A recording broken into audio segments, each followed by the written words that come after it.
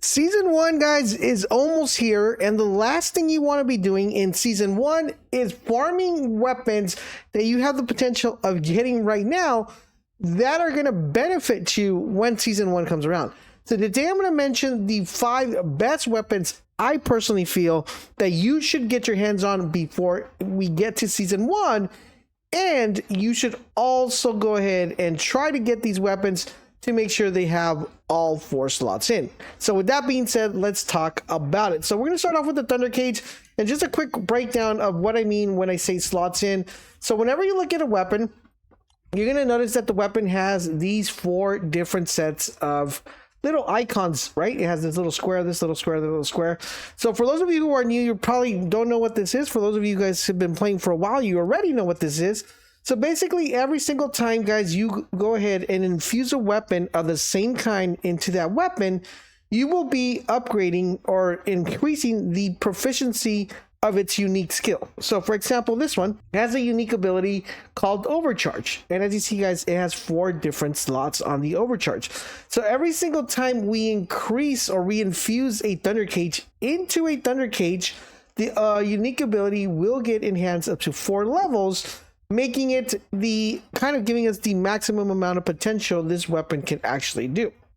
So that's one thing. So every weapon I'm going to be speak of, the best way to get a value of this weapon is by infusing it 4 times. Some of the weapons I'm going to mention aren't that great until you put 4, until you pretty much infuse the weapon. So the first one we're going to be talking to, guys, of course, is my beloved Thunder Cage. Now, the thing with the Thunder Cage, guys, is that it's the best weapon right now for mobbing. Now, it's extremely important that you understand what type of content we're getting in Season 1 and why this weapon will be beneficial to not only, your bunny players, right? Theoretically, my opinion is if you're a bunny, you shouldn't be shooting, but you're still going to need a gun at some point. And this gun is going to help not only bunny players, but every single player out there that's playing the game right now, due to the fact that this has a very unique ability that when you shoot it to a group of people, it pretty much does the Overcharge ability. And basically what the Overcharge ability does is that it blows up, and when it blows up, it will crit and damage the enemies around them within a radius of 5 meters, which is pretty good, because if you get a bunch of enemies stacking up, it becomes really great. And with the content that's coming into the new Season 1, which are dungeons, this is going to be extremely important, because it looks like you're going to have to hold a couple zones. It also looks like there's going to be a lot of ads coming your way, and this is a very good weapon to deal with a bunch of ads and get rid of these ads very fast and very effectively.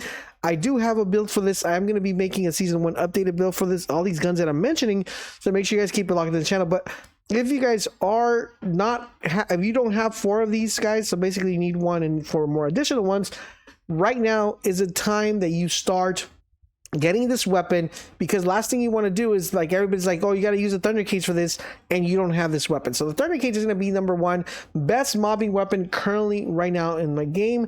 If you have another one that you think is the best mobbing weapon, drop it in the comment section down below.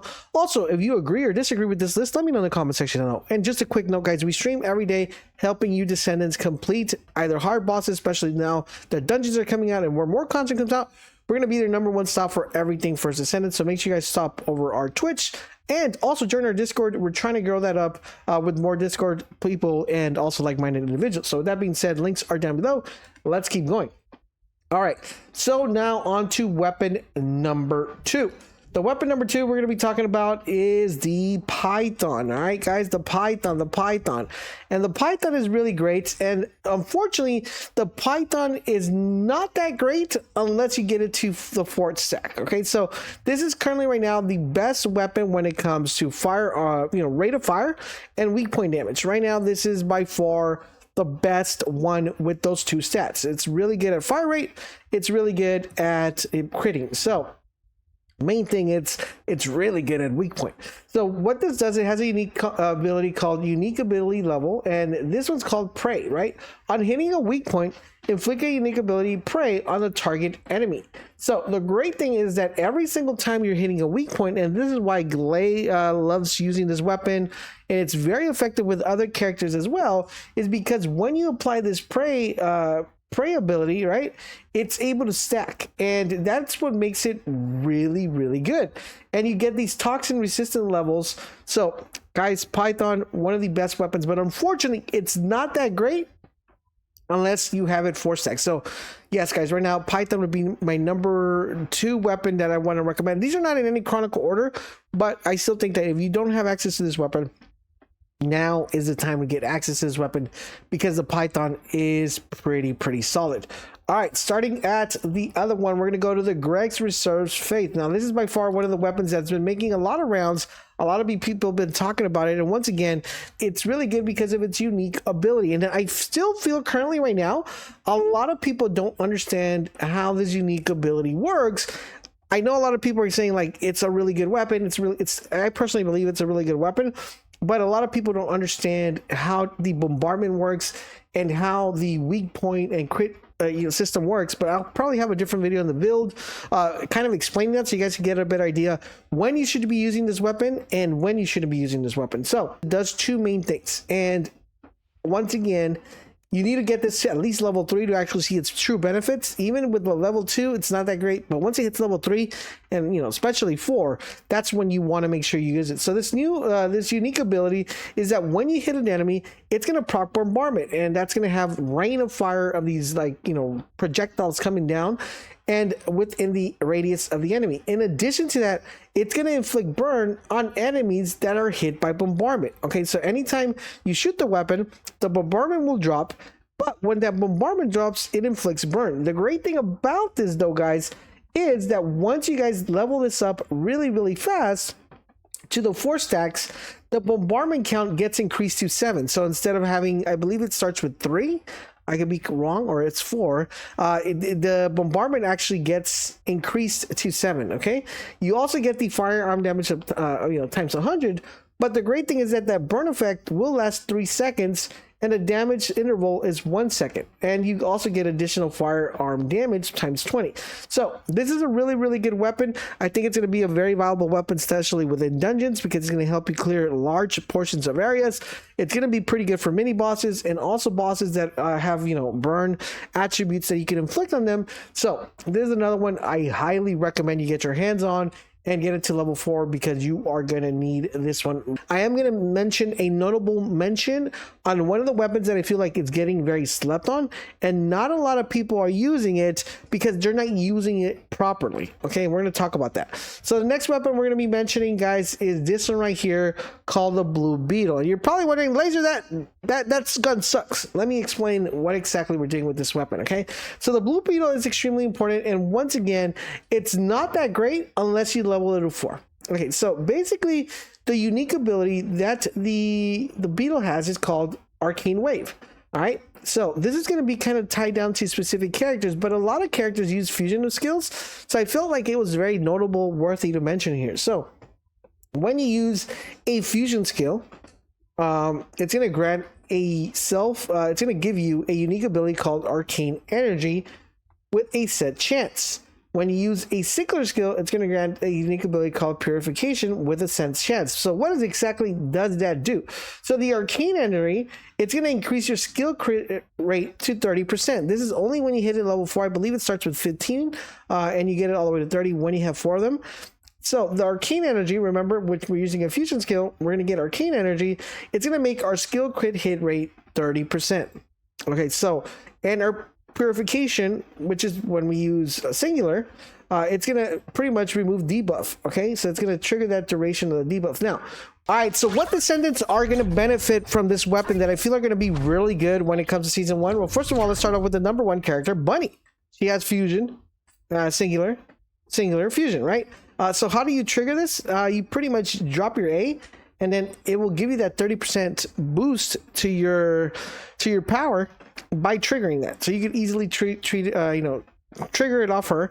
You have Yetsa, which has 3 skills that are fusion as well, that you're able to get that. You have Lepik, who also, I believe, has a singular attribute on the 2 and the 3. This is pretty much your mobbing build, right? When you throw your pretty much your suction, and then you throw your grenade. So really good right there. You also have Valvi that's able to take advantage of fusion, which are really, really good characters coming. And you also have Eugen, who's also able to take advantage of the fusion ability here on his 2 and also on his 4. Okay, so really, really good characters that are going to be really good for season 1 that are going to be able to take advantage of that blue beetle. So this one is not mostly like a weapon you plan on using. It's mostly a weapon that you plan on using to enhance your abilities. That's why we're putting here at one that you really, really need to get your hands on. Now, the next ones I'm going to mention are the following. Now, I know you're probably saying, you know, Laser, what about the snipers, right? Why aren't you mentioning snipers? Because some of the snipers are only good for one character. So I want to mention weapons that are good for every Descendant, right? So, I mean, I could single target a sniper that's really good, like for a Sharon build, but currently right now, snipers are not currently meta. So, you know, that's what we're going to mention. The next weapon we're going to mention is called Secret Garden. This is by far one of the hardest weapons to get for some apparent reason. And the reason I'm mentioning the Secret Garden is, of course, once again, because this particular weapon has a very unique ability. And as you see, guys, I haven't had this to fully leveled up, right? So the unique ability of this one is called Gardener. And this one, what it does is when you're using a dimension skill, it's going to recover custom resources with a set chance. That is not the main important reason we're using it, but the reason we want to use this is because when you use a tech skill, it's going to grant a unique ability called Pest Control with a set chance. Okay, so tech, we're going to be looking at tech. So here's what we have. So it says, upon using Dimension skill, it's going to give you a custom resources. That's the one we want. We want Pest Control. That's the main reason we're using it.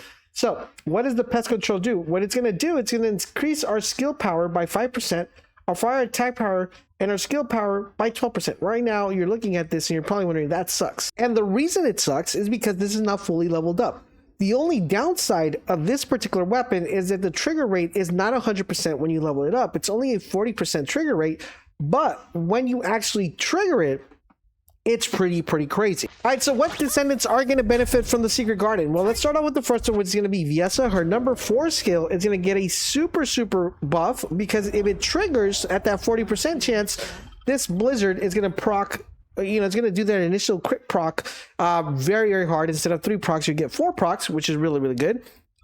The reason the Secret Garden is so good is because we're getting an Ultimate Freyna, and with the Ultimate Freyna, we have, she's a tech, okay, she has tech right here, she has tech right here, so she's able to take advantage of 2 of her main spammable skills that we're going to be able to take advantage of with that tech boost of that 40% with the Secret Garden. We're not going to be using our weapon much, but we're going to be boosting our abilities quite often. Also with Lepic, another really good character that I recommend for season 1, will also get boosted with his grenade, and also with his massive, you know, Iron Man, Mega Man, you know, arm here, which will be really dope, right? So these are the pair of characters that I feel like are going to take a huge advantage when it comes to that. Now there are some other characters, guys, on here.